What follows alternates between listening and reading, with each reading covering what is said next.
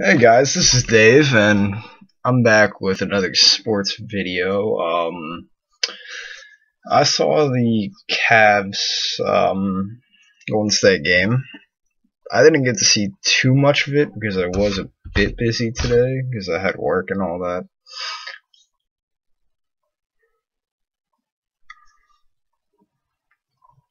But I saw that it was a close game through the first half, and both teams were playing really well.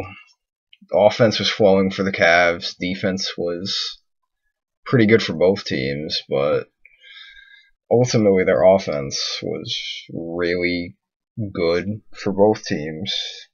More so, even better than their defense, I would think, in the first half because they scored about 58 points each. And then some point in the game, the Cavs just stopped making shots, like they were saying toward the end of the game. I think like right before the end of the game, they were saying that the Cavs have missed 12 shots in a row toward the very end of overtime, and I was just shocked when I heard that. Then they brought up LeBron James's stats, and I'm sort of a LeBron fan, but I'm obviously more of a Heat fan if you guys have seen my Heat videos. But he was 1 for 10 in overtime. They showed that at the very end, and I was just like, wow, like that's terrible. And yeah, he had like close to 50 points. I think he had finished with either 44 or 45. But that was on a lot of shots, so not a very efficient night for LeBron, which is weird because he was saying a few weeks ago that he's as good as he's ever been. But when you're not as efficient as you usually are, that's an indication that you're not as good as you usually are. So I was just like, the fuck? Like, yeah, he's the best player in the game, but when he's not making shots, Cleveland is just terrible. A ton of their offense comes from him. I mean, let's face it. The Heat are pretty much not what they used to be just because LeBron left. Like, yeah, they got Dragic and they have Whiteside and they still have Wade and they have Bosh also, as well as Deng, but their assist numbers went down, their 3-point shooting went down. And also, on the Cavs side of things in this finals, you gotta remember they lost Kevin Love to the shoulder injury by Kelly Olynyk against them in the Boston series. So they have no Kevin Love, who stretches the floor because he's one of the best 3-point shooters. So he's like a stretch 4. And the fact that Kyrie is still somewhat hobbled, and they were talking about it before the game. Curry won MVP, obviously, if you guys were following the regular season, because he was just amazing in the regular season, and I honestly think he deserved it. And that's the thing. If you have a hobbled Kyrie Irving, as good on offense as he is, if he's not 100%, he can't defend Curry worth a damn if he's hurt.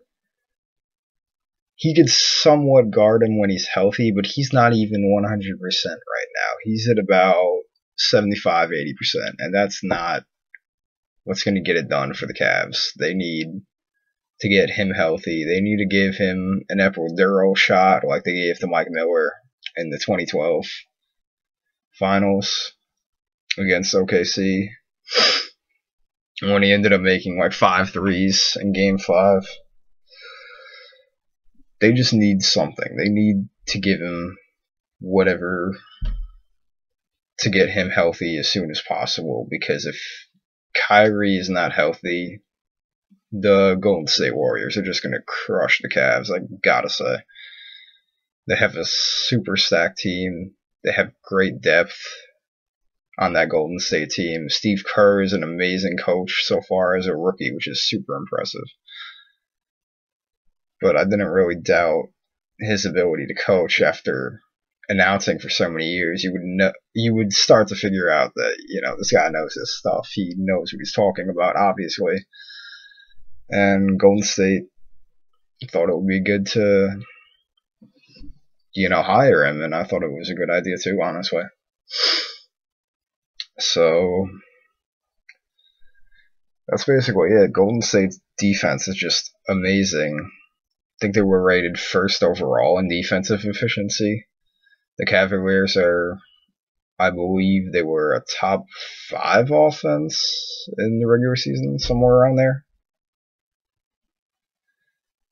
But the Golden State Warriors defense came through in the clutch. Like I said, LeBron missed a ton of shots in overtime. He was 1 for 10, so there's that. And also, when I was watching the game early on, in the beginning of the game, LeBron tried going for a layup, and all of a sudden, you see, you see Andrew Bogut just coming up and just swatting that shit out of there. So they just can't handle the Golden State Warriors defense right now. They need to come up with better offensive sets. They need to share the ball a bit more, I guess, go the Spurs type route that killed the Heat, and hope that the Golden State Warriors take an over-aggressive approach like the Heat did, and hope that when the Cavs are making the extra pass, that on those sets they will be money on 3 balls and whatever else that they can dish out at the Golden State Warriors. Because if not, the Warriors are just going to crush the Cavs in something like 5 games, 6 games. But the Cavs could still make it a series. They're a very good team. And yeah, they have a shot at making it a good series. They could take it to 6, but if they don't bring their A game, it could be over in 5. Golden State Warriors taking home the NBA championship for the first time since 1975. So that'd be an amazing accomplishment if they could pull that off. And I have a feeling they just might do that. This is Dave, and I'll see you guys in the next video. Bye.